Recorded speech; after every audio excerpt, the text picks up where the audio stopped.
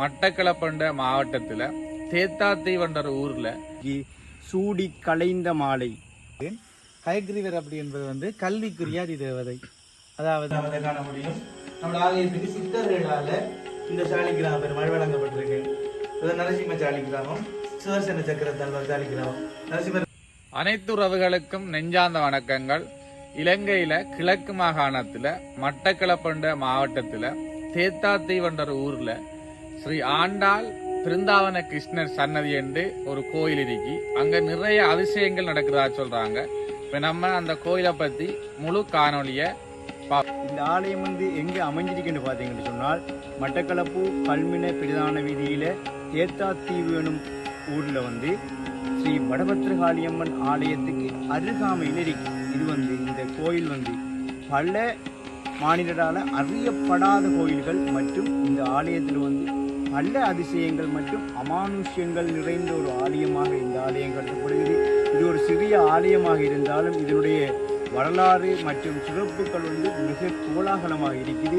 அதே நேரம் இது ஒரு முற்றுமுழுதாக ஆண்டாள் சன்னதியாக காணப்படுகிறது. அதாவது இலங்கையிலே ஆண்டாளுக்கென்றொரு தனி சன்னதி அமைந்த ஒரு ஆலயமாகவும் இந்த தேத்தாத்தீவு ஆலயம் கருதப்படுகிறது. அதே நேரம் இங்கு மிகவும் சிறப்பம்சமான விடயம் ஒன்று இருக்கு. சூடி கலைந்த மாலை. அதாவது சூடி கலைந்த மாலை என்பது ஆண்டாளுக்கு அணிவித்து ஆண்டாளுக்கு சூட்டுவித்து அந்த மாலையை கலட்டி பெருமாளுக்கு அனுப்புகின்ற சந்தர்ப்பமே சூடி கலைந்த மாலை என்று சொல்லப்படுகிறது. தற்பொழுது ஆலயத்துக்குள்ள நம்ம வந்திருக்கோம். இதுதான் அந்த ஆலயத்தின் கருவறை. இப்போ இங்கே பார்த்தீங்கன்னு சொன்னால் ஆண்டாள், அதோட கிருஷ்ணர், அதோட கருடண்ட சிலையும் இங்கே காணப்படுது. இது எங்கும் இல்லாதவாறு இப்படி ஒரு சிலை இந்த கோயிலில் மட்டும்தான் காணப்படுது. இது இலங்கையின் ஒரு முக்கியமான ஒரு கோயிலாக கருதப்படுது. ஆனால் வெளியில் நிறைய பேருக்கு இது பற்றிய தெளிவுகள் இல்லாமல், இந்த கோயில் எங்கரிக்கின்ற தெளிவுகள் இல்லாமல் இருக்குது. தேத்தாத்தீவு எனும் கிராமத்திலாம் இது காணப்படுது. இது ஒரு சிறிய கோயிலாக தான் இருக்குது. நீங்கள் பார்த்தீங்கன்னா விளங்கும், ஒரு சிறிய ஒரு ஆலயமாக தான் இருக்குது. இங்கே விசேடமான பல சிறப்பு பூஜைகள் நடைபெறுது. இந்த கோயிலில் நரசிம்மர் பீடமும் பார்த்தீங்கன்னா உங்களுக்கு விளங்கும், நரசிம்மருக்கான பீடமும் காணப்படுது. அதை பார்த்து கொள்ளுங்க.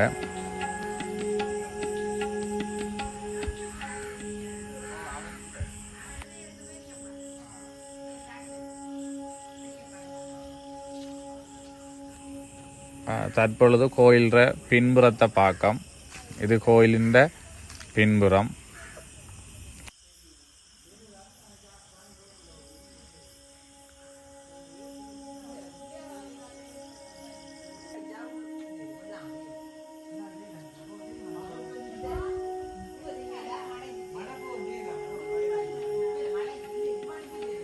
இன்னொரு புறம் ஆஞ்சநேயருக்கான பீடமும் காணப்படுது.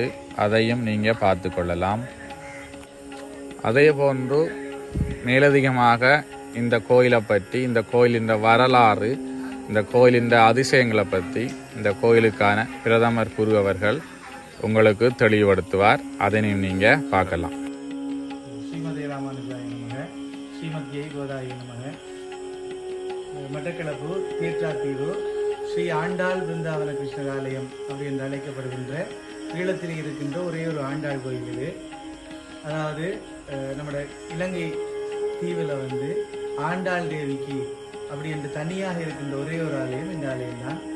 இங்கே ஆரம்பத்தில் இந்த ஆலயத்தின் வேலை நடந்து கொண்டிருக்கும் போது சுயம்புவாக ஆரம்பத்தில் வழிபட்ட பெருமாளாக இருக்கலாம், அல்லது இங்கே பெருமாளாகவே வந்திருக்கலாம். ஒரு ரங்கநாதரும் தாயாரோடு கூடிய ஒரு ரங்கநாதர் விக்கிரகம் குட்டியாக இருக்காரு.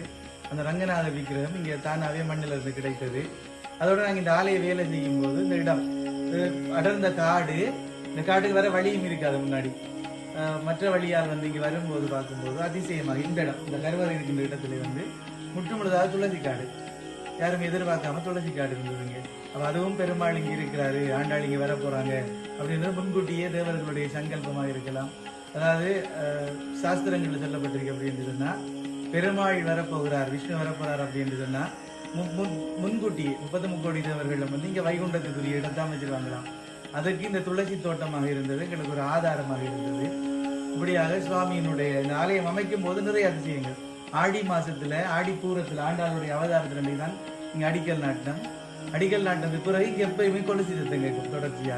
தொடர்ச்சியாக ஆண்டாள் அந்த ஆடி மாதம் 30 நாட்கள், ஆடி மாதம் தமிழ் ஆடி மாதம் அவ்வளவு நாளுமே ஒவ்வொரு நாளும் இந்த கொலுசி சத்தம் கேட்டது நிறைய பக்தர்கள் உணர்ந்திருக்காங்க. கொலுசி சத்தம் கேட்கும் தொடர்ச்சியாக. அதோட சங்கநாதம் கேட்டிருக்கு நிறைய பேருக்கு. அந்த கோயில் கல் வைத்து அந்த வேலை நடந்து கொண்டிருக்கிற டைம்ல இப்படி நிறைய அதிசயம் பண்றாங்க பெருமாள். பிருந்தாவனம் அப்படின்ற பேர் வைத்ததுக்கு நாங்க இங்க ஆரம்ப காலத்துல இந்த பகுதியில இந்த ஆலய தண்டிய பகுதியில பசுவே கிடையாது. சுவாமி எப்ப இங்க வந்தாரோ அதுக்கு பிறகு இந்த ஏரியாவில் எங்க இருந்து வந்தது பக்கத்துல எல்லாருமே பசு வாங்கிட்டாங்க. அது நாங்களும் உணரல. பிற்காலத்துல வந்த ஒரு பக்தர் சொன்னாங்க, பாருங்க இந்த மாடோட்டி, அவர் சொன்ன வசனமே தான், இந்த மாடோட்டி வந்தது பிறகு பாருங்க இங்க மாடா போய் சொன்னது உண்மையாவே நடந்தது. இந்த ஒரு உதாரணம் பெருமாளை காட்டுறேன். சுவாமி எங்கும் இல்லாம இந்த சுவாமியோட கையில வித்தியாசமான அர்த்தம். இந்த சுவாமி இந்த கையில வந்து மாடு மேய்க்கின்ற கயிறு, மாடை கட்டுக்கிற கயிறு இது மாடு மேய்க்கின்ற தடி.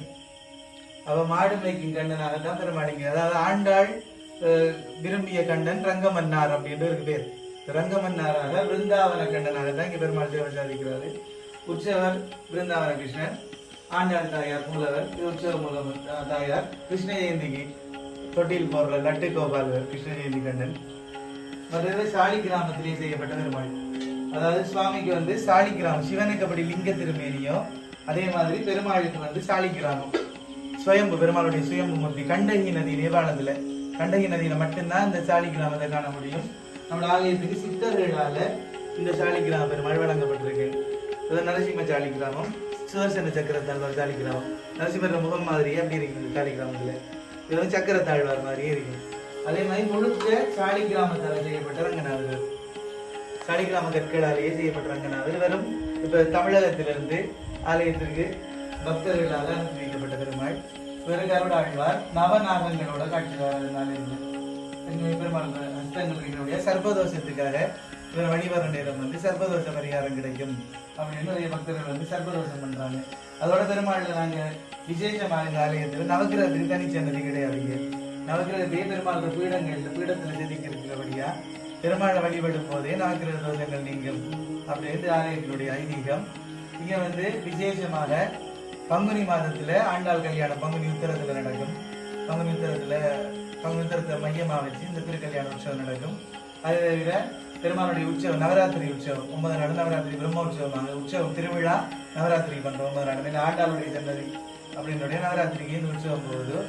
ஆடிப்பூரம், கிருஷ்ண ஜெயந்தி, ராமநவமிக்கு ஒரு இசை ஆராதனை பண்ணுவோம். இங்க தியாகராஜ சுவாமிகளுடைய தியாகராஜ உற்சவம் அப்படின்னு சொல்லி ராமருடைய பஞ்சரத்ன கீர்த்தனைகள், அந்த இசை ஆர்வலர்கள் எல்லாம் இங்க வீடு வயலில் அவங்க என்னென்ன படிச்சிருக்காங்களோ இசை ஆர்வலர் எல்லாம் கூடி சுவாமிக்கு அந்த இசை அர்ப்பணமாக ராமநவமி நடக்கும். அடுத்து நரசிம்ம ஜெயந்தி, 12 ஆழ்வார்களுடைய ஜெயந்தி நடக்கும் தொடர்ச்சியாக. அதோட சுவாமியினுடைய அவதாரங்கள், ஒவ்வொரு அவதாரங்கள் உற்சவம் இங்க நடக்குது. ஆழ்வார் ஆச்சாரியார்கள் இங்க வந்து 3 ஆழ்வார் மன்னிக்கவும், ஒரு ஆழ்வாரும் 2 ஆச்சாரியார்களும் இங்க இருக்காங்க. நம்மாழ்வார், ஆழ்வார்கள் தலைவராக சொல்லப்படுற நம்மாழ்வாரும் ராமானுஜரும் ஒரு சன்னதியிலையும், மணவாள மாமுனிகள் அப்படின்ற ஆச்சாரியார் ஒரு சன்னதியிலையும் கோயில் கொண்டிருக்காரு. அதோட எல்லாத்துக்கும் மேலாக இங்க பக்த ஆஞ்சநேயருக்கு தனி சன்னதி இருக்கு. இந்த ஆஞ்சநேயரும் நிறைய லீலைகள் எல்லாம் பண்ணக்கூடிய ஆஞ்சநேயர் இருக்காரு. மருதனார் மடம் சுந்தராஞ்சநேயர் அந்த ஆலயத்திலே இருந்து பூஜையில வைக்கப்பட்டு அந்த ஆஞ்சநேயருடைய அதே பிம்பமாக கொண்டு வரப்பட்ட ஆஞ்சநேயர், யாழ்ப்பாணத்திலிருந்தே வந்த ஆஞ்சநேயர்.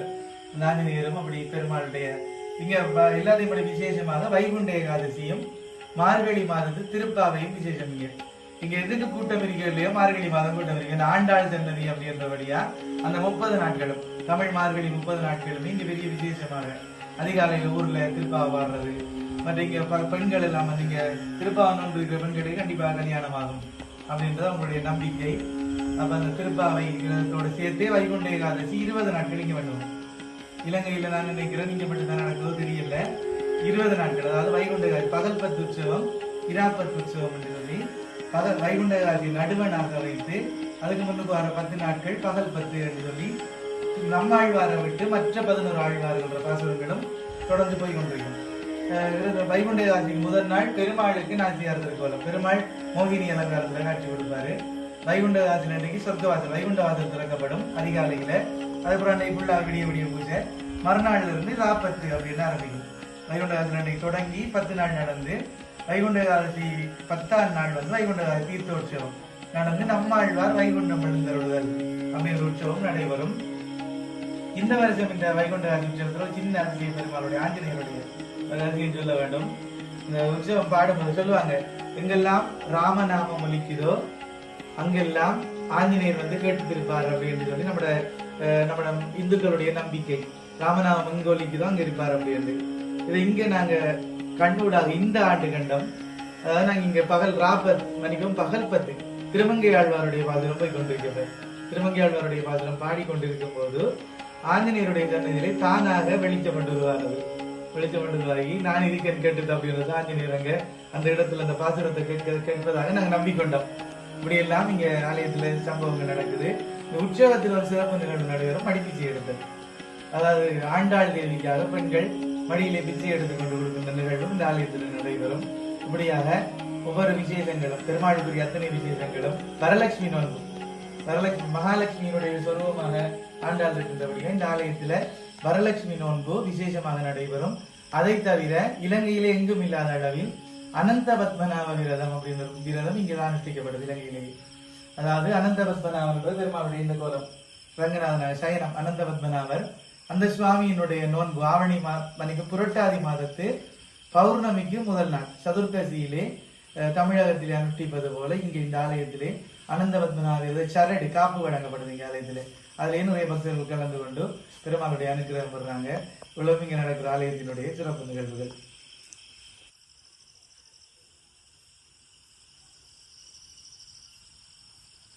இந்த ஆலயத்திலே விசேஷமாக ஹயக்ரீவ பெருமாளுடைய விக்கிரகம் பிரதிஷ்டை பண்ணப்பட்டுள்ளது. நான் நினைக்கிறேன் இந்த மட்டக்களவு பகுதியிலே ஹயக்ரீவருக்கு என்று தனியான சன்னதி இங்குதான் அமைந்துள்ளது அப்படின்னு நினைக்கின்றேன். ஹயக்ரீவர் அப்படி என்பது வந்து கல்விக்குரிய அதிதேவதை. அதாவது சரஸ்வதிக்கு வேதங்களை உபதேசித்து பெருமாள் வந்து மகாநவமி நன்னாளில் புரட்டாசி மாத திருவோணத்தில் அவதாரம் பண்ணுவார். மகாநவமி நன்னாளில் வந்து சரஸ்வதி தேவிக்கு கல்வி தெய்வம் அப்படி என்ற அந்த பதவியை கொடுத்து கல்விக்கு அதிதேவதையாக இருக்கின்ற மூர்த்தியாக இந்த ஹயக்ரீவர் கொள்ளப்படுறாரு. இவர் வந்து இந்த கல்வி மாணவர்கள் அதிகமாக ஏலக்காய் மாலை சாற்றி வழிபடுவாங்க. இவருக்கு சுவாமிக்கு வந்து ஏலக்காய் மாலை விசேஷம். அப்போ இங்கே ஹயக்ரீவர் சன்னதி இருக்கிறதும் இந்த ஆலயத்தினோட சிறப்பு. இந்த ஆலயத்தினுடைய தோற்றம் ஆரம்பிக்கும் போது ஆரம்பத்தில் இந்த ஆலயத்தினுடைய பூமி பூஜையை நடத்தியவர் சோளிங்கர் ஜோகநரசிம்மர் கோயில். ஆழ்வார்களால் மங்களாசாசனம் பண்ணப்பட்ட திருமங்கை ஆழ்வார் பாடல் பெற்ற கோயில் சோளிங்கர் யோகநரசிம்மர் கோயில். அந்த ஆலயத்திலே கைங்கரியங்கள் பண்ணுகின்ற மோகன் கண்ணன் பட்டாச்சாரியார் அப்படின்ற சுவாமி தான் இந்த ஆலயத்துக்கு பூமி பூஜை பண்ணியிருந்தார். பண்ணும்போது தான் இங்கே துளசி தோட்டம் அமைந்திருந்தது தெரிய வந்தது. அதன் பிற்பாடு இந்த ஆலயத்திலே யோக நரசிம்மருக்காக சன்னதி அமைப்பதாகத்தான் முடிவு. பிற்காலத்திலே அடியனுடைய ஆச்சாரியான் எம்பார்ஜியர் சுவாமி ஸ்ரீபெரும்புதூர் அப்பன் பரகால ராமானுஜ எம்பார்ஜியர் அப்படி என்பது சுவாமியினுடைய முழுமையான திருநாமம். அதாவது ராமானுஜருடைய அவதார ஸ்தலம் அங்கே. அந்த இடத்தைச் சேர்ந்த எம்பார்ஜியர் சுவாமிகள் அடியன் அங்கு சென்ற போது இந்த ஆலயத்தில் நரசிம்மர் வேண்டாம் ஆண்டாள் வையுங்கள், என்னால் இலங்கையிலே ஆண்டாளுக்கு சன்னதி கிடையாது அப்படின்னு தானாகவே சொல்லியிருந்தார். அப்போ அதன் பிற்பாடு தான் இது ஆண்டாள் கோயிலாகவே மலர்ந்தது.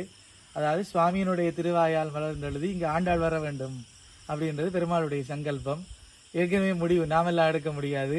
ஒரு ஆலயம் சுவாமியினுடைய ஏற்பாடு இல்லாமல் எதுவும் நடக்காது. இது ஆண்டாள் ரங்கமன்னாருடைய அனுக்கிரகம். ஸ்ரீவில்லிபுத்தூர் மாதிரியே இங்கேயும் ஆண்டாளுடைய மாலை சூடி கொடுக்கப்படுகிறது. இங்க இருக்கின்ற இந்த கிழக்கு மாகாணத்தில் இருக்கின்ற அதிகமான விஷ்ணு ஆலயங்கள் திருமால் ஆலயங்களுக்கு ஆண்டாள் சூடிக்களைந்த மாலை அந்த உற்சவங்களுக்கு தேருக்கோ சப்பர திருவிழாவுக்கோ இங்கிருந்து அனுப்பப்படுகிறது. இந்த வீடியோவை காணொலியை பார்க்கின்ற ஏனைய திருமால் விஷ்ணு கோயில் நிர்வாக சபையினர் ஆண்டாளுடைய மாலை இங்கு பெருமாளுக்காக வழங்கப்படும். முடிந்தவர்கள் தொடர்பு கொண்டு இந்த மாலையை பெற்று பெருமாளுக்கு பிடித்த மாலை சூடிக்களைந்த மாலை தான் பகவானுக்கு பிடிக்கும். எனவே பகவானுக்கு இந்த மாலையை சாற்றுமாறும் வேண்டிக் கொள்கிறோம்.